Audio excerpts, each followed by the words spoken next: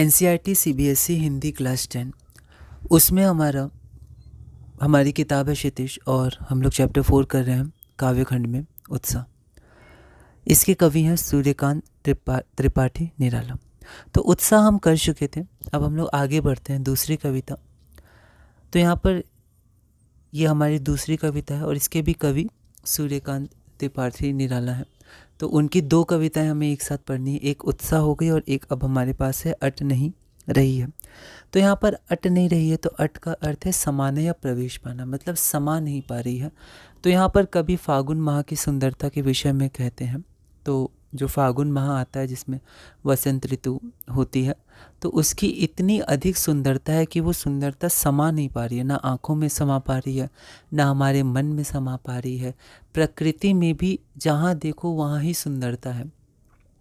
पक्षी हों या फिर फूल हों, पौधे हों, पेड़ हों, सुगंधित हवा हो, या हर जगह जो छटा बिखरी हुई है वो हो, सुंदर सुंदर दृश्य हों, तो इतनी अधिक सुंदरता है कि वो समा नहीं पा रही है और बाहर निकलती जा रही है।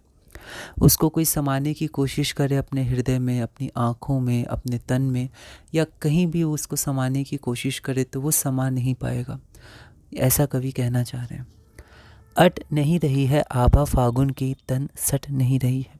तो फागुन हिंदी महीने के नाम 12 नाम, तो उसमें से फागुन महीना, तो उसमें फागुन की जो शोभा है, जो चमक है, जो ज्योति है, जो आभा है, वो समा नहीं पा रही है, प्रवेश नहीं पा रही है, वो बाहर निकलती जा रही है।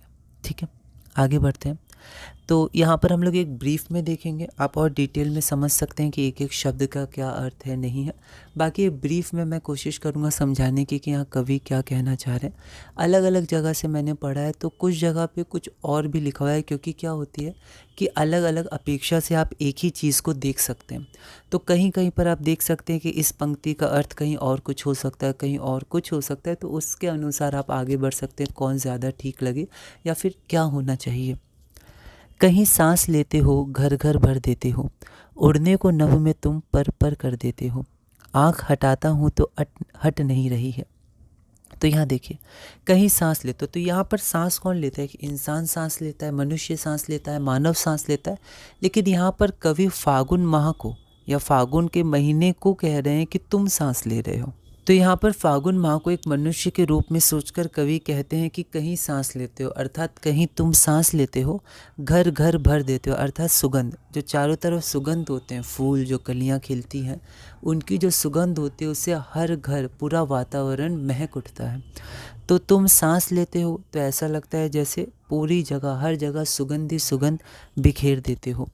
उड़ने को नभ में तुम पर कर देते हो। अब यहाँ पर एक जगह पर था कि उड़ने में को नभ में तुम, मतलब यहाँ पर फागुन माह को ही कह रहे हैं कवि कि फागुन माह तुम, ऐसा लगता है तुम उड़ना चाहते हो पूरे आकाश में, पूरे गगन में।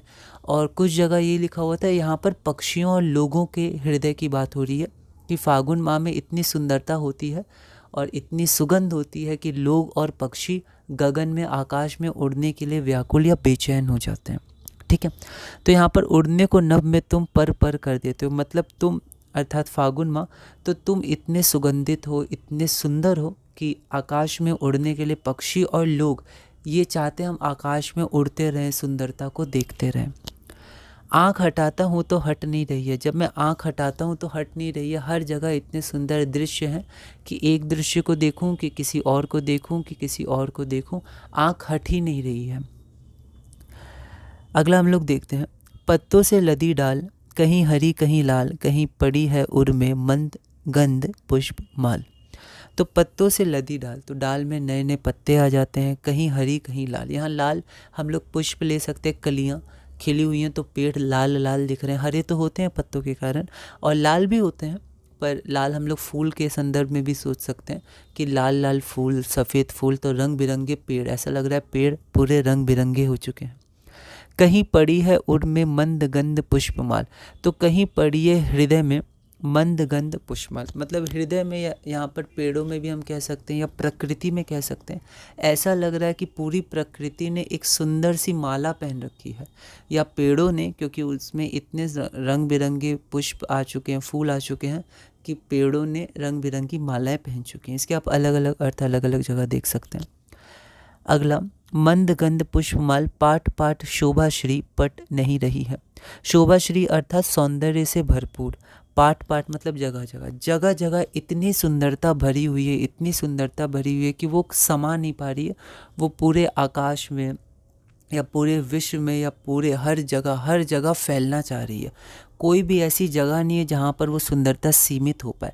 वो चारों दिशाएं में, हर दिशा में वो फैलना चाह रही है या फैल रही है, वो समा नहीं पा रही है सुंदरता। तो ये था। तो यहाँ पर मैंने कोशिश की कवि क्या कहना चाह रहे हैं, तो एक बार हम लोग यहाँ देख लेते हैं। इन पंक्तियों में कवि फागुन मास की सुंदरता और मनमोहकता का वर्णन करते हैं। वो कहते हैं कि फागुन मास की सुंदरता और मनमोहकता इतनी अधिक है कि वो समा नहीं पा रही, वो बाहर छलक रही है, वो बाहर निकल रही है।